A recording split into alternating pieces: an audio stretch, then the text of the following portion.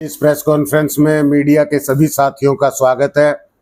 मेरे साथ में हमारी पार्टी के शिक्षा विंग के संयुक्त सचिव, प्रदेश संयुक्त सचिव सुकेश दीवान जी, हमारे लोकसभा के इंचार्ज सत्यनारायण यादव जी, हमारे व्यापार प्रकोष्ठ के जिलाध्यक्ष हरेंद्र शर्मा जी। आज इस प्रेस कॉन्फ्रेंस का उद्देश्य है, आम आदमी पार्टी अब जो लोकसभा चुनाव में इंडिया अलायंस का हिस्सा थी, लोकसभा चुनाव में जिस मकसद से हम लोगों ने इंडिया अलायंस में हिस्सेदारी रखी, उसमें कामयाब हुए। एक निरंकुश सरकार पे अंकुश लगाने का जो मकसद था, उसमें 100% आम आदमी पार्टी इंडिया अलायंस अपने उद्देश्य में खरे उतरे, वो जीत हासिल की।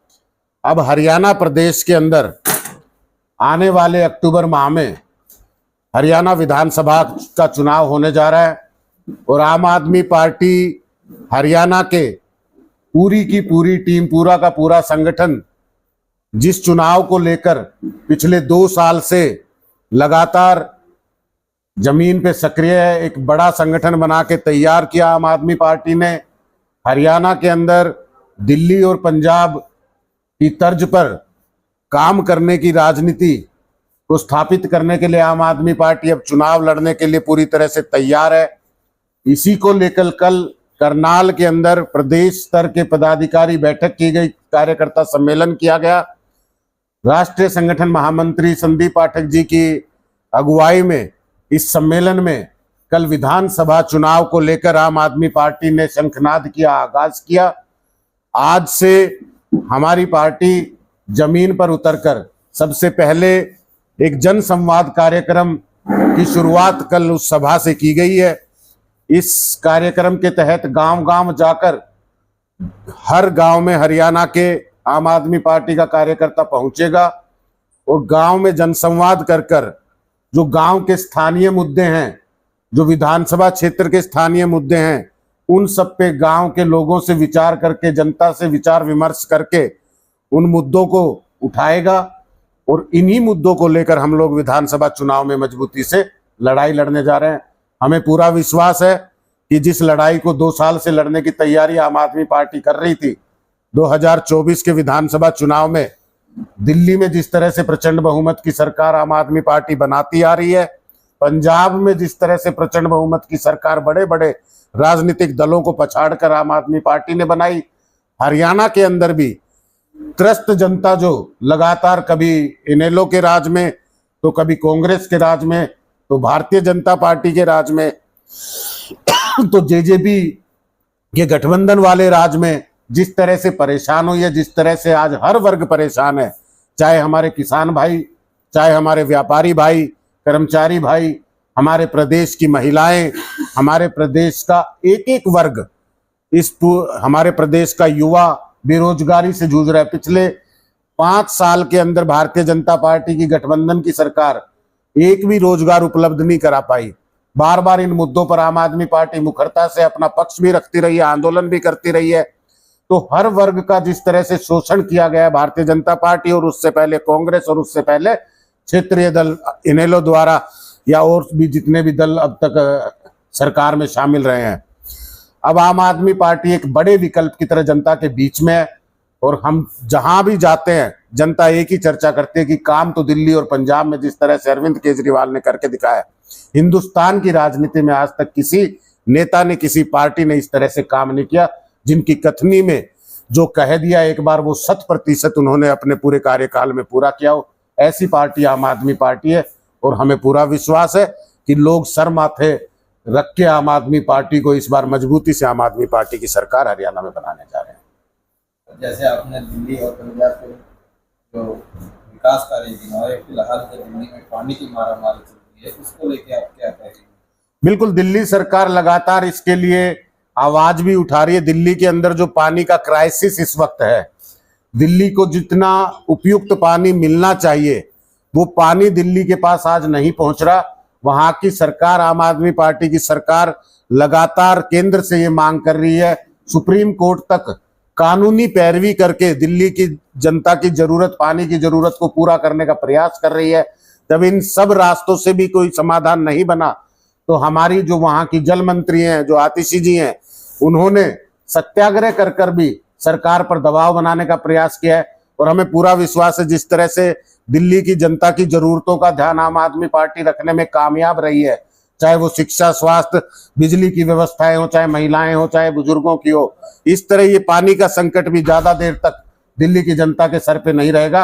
आम आदमी पार्टी संघर्ष करना जानती है, आम आदमी पार्टी जनता की जरूरतों को पूरा करना जानती है। जल्दी दिल्ली से जन संकट दूर किया जाएगा। कौन सा प्रदेश है दिल्ली के पास? देखिए, हरियाणा से बहकर जो पानी जाता है यमुना से, उसको लेकर मांग की गई है कि दिल्ली को जो पानी हरियाणा से होते हुए मिलना चाहिए वो उपयुक्त मात्रा में नहीं मिल रहा। सुप्रीम कोर्ट ने भी ये आदेश किया था कि इतना पानी जो है दिल्ली के हक के लिए होना चाहिए और इस पानी को वहां तक पहुंचाया जाना चाहिए। उस फैसले को भी देखा जाए तो उसमें भी ये सही कहते हैं कि भाई जो उपयुक्त पानी वो नहीं मिल रहा। तो हरियाणा सरकार को भी इसमें उन्होंने दोषी बताया और हरियाणा सरकार से मांग की है कि दिल्ली के साथ इस तरह की साजिश नहीं की जाए। और हम भी ये समझते हैं अगर उस दिल्ली के हक का पानी हरियाणा में कहीं रुक रहा है और षड्यंत्र के तहत रुक रहा है तो ये गलत रणनीति है, गलत राजनीति है। इस तरह की राजनीति से भारतीय जनता पार्टी को बचना चाहिए। हरियाणा सरकार कह रही है कि हम जो दिल्ली के हक का पूरा पानी दे रहे हैं और दिल्ली में जो लीकेज की अव्यवस्था है उस वजह से पानी बर्बाद हो रहा है, इसको लेकर क्या करें? बिल्कुल, जिस तरह से हरियाणा सरकार अपना स्पष्टीकरण रख रही है और दिल्ली सरकार मांग कर रही है तो इस पे सब कुछ साफ हो जाएगा। हरियाणा को भी अगर कहीं कोई गुंजाइश है कि दिल्ली की मदद करनी चाहिए और कर सके, क्योंकि इसमें जनमानस की सुविधाओं की बात है। आप किसी को भी प्यासा रखने पे मजबूर नहीं कर सकते।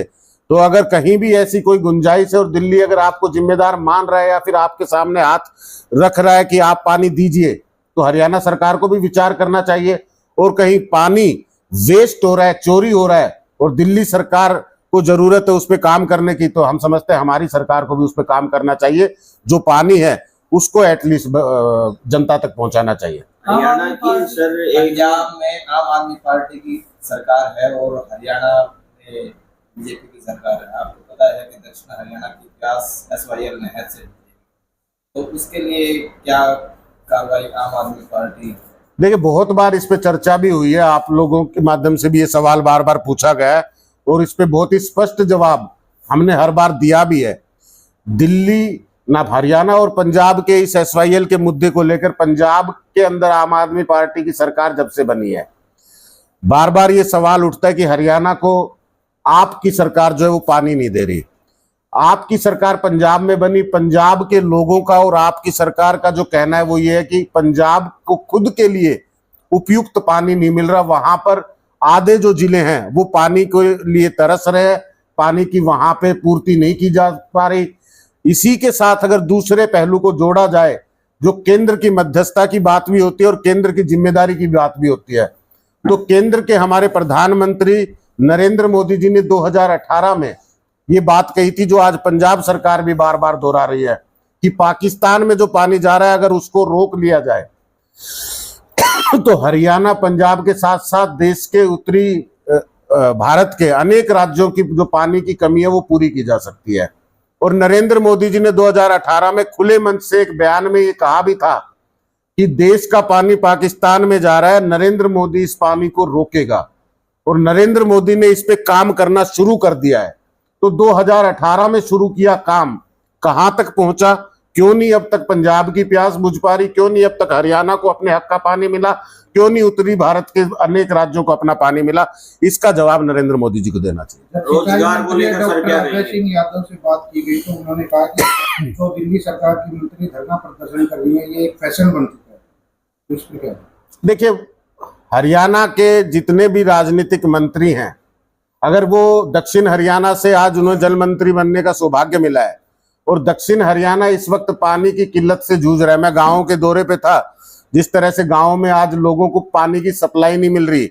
नांगल सिरोही के अंदर, महेंद्रगढ़ उन्हीं के क्षेत्र में आता है, उन्हीं के जिले में आता है। नांगल सिरोही जो है, वहां मैं लोगों की बात सुन रहा था कि उनको पानी की समस्या से जूझना पड़ रहा है। लोग आज घर तक पानी नहीं पहुंच रहा, नल सूखे पड़े हैं, लोग मटका लेके दूर दूर तक जा रहे हैं, पानी इकट्ठा कर रहे हैं, बच्चों को नहलाने का, नहाने का, पीने का, सब पानी किसी तरह स्टोर करके गुजर बसर कर रहे हैं। तो इस वक्त उनका जो मुख्य ध्यान है, मैं समझता हूं कि हरियाणा के लोगों पे होना चाहिए, हरियाणा की जरूरतों पे होना चाहिए, विशेष तौर पे महेंद्रगढ़ के लिए होना चाहिए। अभय सिंह जी अगर दूर की बातों में लगे रहेंगे तो हरियाणा के लोग प्यासे मरते रहेंगे। आम आदमी पार्टी के जिला अध्यक्ष महेंद्र राठौर ने भी अपने साथी के साथ पार्टी की प्राथमिक सदस्यता से भी इस्तीफा दे दिया है, क्या कहेंगे? देखिए, ये एक संघर्ष का सफर है। आम आदमी पार्टी में जो भी साथी जुड़ते हैं वो सिर्फ और सिर्फ आम लोगों की व्यवस्थाओं, सुविधाओं, समस्याओं के लिए जुड़ते हैं और आम आदमी पार्टी आम लोगों के लिए संघर्ष करने के लिए जानी भी जाती है। आज चाहे दिल्ली की जितनी भी हमारी सुविधाएं सरकार बनने के बाद, चाहे पंजाब में जो काम हो रहे हैं, उन सब कामों से आम लोगों को सहूलियत मिलती है, आम लोगों की सुविधाएं बढ़ती हैं। कई बार ऐसा संकट देखने को मिलता है, जब संघर्ष का दौर आता है तो कुछ मजबूत साथी वो कहीं ना कहीं विचलित हो जाते हैं और इस तरह के संघर्ष के रास्ते को छोड़ देते हैं या छोड़ने को मजबूर हो जाते हैं।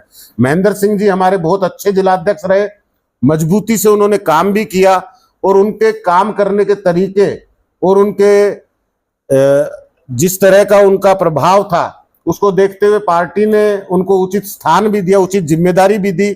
लेकिन अब जाके कहीं ना कहीं उनके व्यक्तिगत विचारों में ये कहीं उस संकट में, इस दोराहे पे वो इस फैसले को इस तरह से अपनी तरफ ले गए कि वो आज पार्टी के साथ छोड़कर अकेले यानी कि आज पार्टी का साथ आगे संघर्ष करने के रास्ते को छोड़कर दूर हो चले हैं।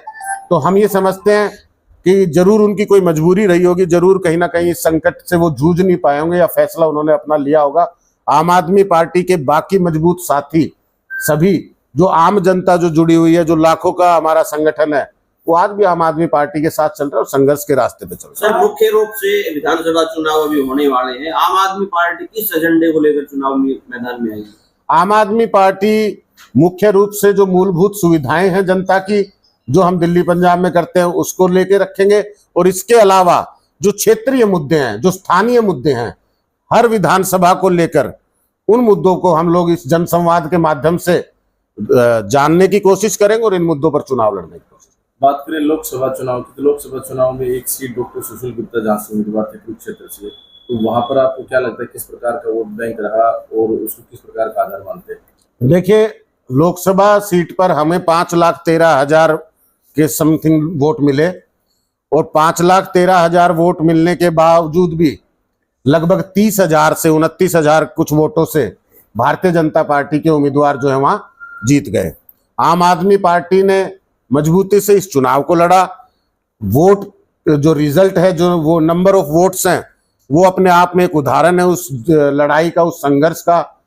और मैं समझता हूं एक छोटी सी हार कहीं ना कहीं जो रही है, तो उसमें बहुत सारे कारण शामिल हो जाते हैं। बहुत सारे कारण शामिल होने का मतलब ये होता है कि जब हम गठबंधन में होते हैं तो कांग्रेस के अंदर उस वक्त जो भीतर घात जो आज खुलकर सामने आ रही है, इसका जो खामियाजा है वो कार्यकर्ताओं को, वो मतदाताओं को भुगतना पड़ता है। तो ये छोटे छोटे मार्जिन की जो हार होती है, उसमें इस तरह के कारण जो है वो मुख्य रूप से समझे जा सकते हैं। जी, अभी महेंद्रगढ़ जिले की अगर हम बात करें तो क्या यहाँ पर पार्टी ने उम्मीदवारी जो है घोषित कर दी है, करेंगे, क्या स्टेटस? नहीं, उम्मीदवारों को लेकर अभी पार्टी ने कोई भी गतिविधि शुरू नहीं की है। विधानसभा चुनाव को लेकर जनता के बीच में जाने का जो रोड मैप है वो तैयार कर लिया है और वो जनसंवाद कार्यक्रम गांव-गांव पहुंचकर, हर ब्लॉक के हर गांव में, हर गली में, हर व्यक्ति तक पहुंचकर उनसे संवाद करके जन समस्याओं को समझना और उनको अपने मैनिफेस्टो में शामिल करना और उनके लिए संघर्ष करना आम आदमी पार्टी ने तय कर लिया है। महेंद्रगढ़ विधानसभा में किन मुद्दों के साथ आम आदमी पार्टी जा रही है? देखिए, महेंद्रगढ़ विधानसभा में अनेक मुख्य मुद्दे हैं, विशेष रूप से जिस पर आज हम चर्चा कर रहे हैं, मुख्यालय को लेकर, जिला मुख्यालय को लेकर महेंद्रगढ़ के लोग लगातार आवाज उठा रहे हैं। अब प्रदेश की सरकार जो है वो कुछ नए जिले बनाने जा रही है और नए जिलों की घोषणा में महेंद्रगढ़ का नाम ना शामिल होना, यानी नारनौल को अलग से जिला बनाने का नाम ना शामिल होना और महेंद्रगढ़ को पूर्ण रूप से जिले का दर्जा मिला रहे, यहां पर मुख्यालय बने, इसको शामिल ना करना, ये महेंद्रगढ़ के लोगों के लिए विश्वासघात है। जो भारतीय जनता पार्टी के साथ पिछले 10 साल के अंदर लगातार उसका सहयोगी बनकर उसको मजबूत करता रहा, पहले 4 सीटों से, दूसरी बार में 3 सीटों से, दोनों बार से सांसद जो है महेंद्रगढ़ की जनता भारतीय जनता पार्टी का बना रही है, उसके बावजूद भी अगर महेंद्रगढ़ के लोगों के इस लंबे अरसे से चल रहे मांग को इस लड़ाई को अगर भारतीय जनता पार्टी पूरा नहीं कर रही है तो ये एक बड़ा मुद्दा है जिसको लेकर आम आदमी पार्टी मैदान पर उतरेगी। यहां पर जो मूलभूत सुविधाओं की जरूरत है, जो सरकारी व्यवस्थाओं की जरूरत है, चाहे वो ट्रांसपोर्ट को लेकर समझ लीजिए, सड़कों की हालत को लेकर समझ लीजिए, अस्पताल को लेकर सरकारी को समझ लीजिए, सरकारी स्कूलों की व्यवस्था को देख लीजिए, बिजली के संकट को देख लीजिए, पानी के संकट को देख लीजिए, रोजगार के संकट को देख लीजिए, नए उद्योग जो यहाँ स्थापित होने थे IMT को लेकर जिस तरह से बार बार ये लोग चर्चा भी करते हैं, और कभी हमारे पूर्व के शिक्षा मंत्री हैं, वो मुख्यमंत्री मेरे ख्याल से पिछले मनोहर लाल जी के साथ लगभग 8-10 बार वो बैठे नजर आए, और उनका पोस्ट इस तरह से आया कि भाई मैं आज चर्चा कर रहा था IMT के लिए। अभी नए मुख्यमंत्री आए तो उनसे भी चर्चाओं का दौर उनका जारी है। 10 साल में चर्चाओं में सिमटी IMT अगर बन जाती तो आज रोजगार का संकट खत्म हो जाता। तो अनेकों मुद्दे हैं, जनता की जरूरतों के मुद्दों को लेकर आम आदमी पार्टी महेंद्रगढ़ विधानसभा भी सब डिपो, मैंने ट्रांसपोर्ट का पहले बताया था, सब डिपो जिस तरह से बनकर तैयार है। बड़ी जरूरत जो महेंद्रगढ़ के अंदर जो सरकारी व्यवस्थाएं कुछ तो है नहीं, और कुछ हैं तो वो उपयोग में नहीं आ रही। जैसे खेल व्यवस्था में बहुत बड़ा झोलझाल देखने को मिलता है। एक स्विमिंग पूल बना हुआ है लेकिन आज तक उसके अंदर पानी की बूंद नहीं डली। एक ऑडिटोरियम बना हुआ है, खेलने का बैडमिंटन कोर्ट बना हुआ है, लेकिन आज तक उसके अंदर एक खिलाड़ी खेल नहीं पाया। कहीं कोई ट्रैक नहीं है, कहीं कोई स्टेडियम नहीं है, कहीं कोई खेल की व्यवस्था नहीं। इस तरह के अनेक मुद्दे हैं, मनमानी जो दफ्तरों में देखने को मिलती है। अब जिस दफ्तर में चले जाओ वहां भ्रष्टाचार फैला हुआ है।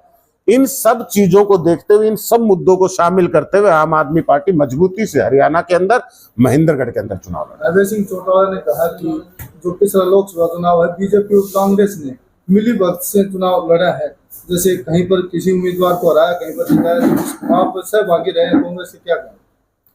किस चुनाव को लेकर अभय सिंह चौटाला कह रहे हैं?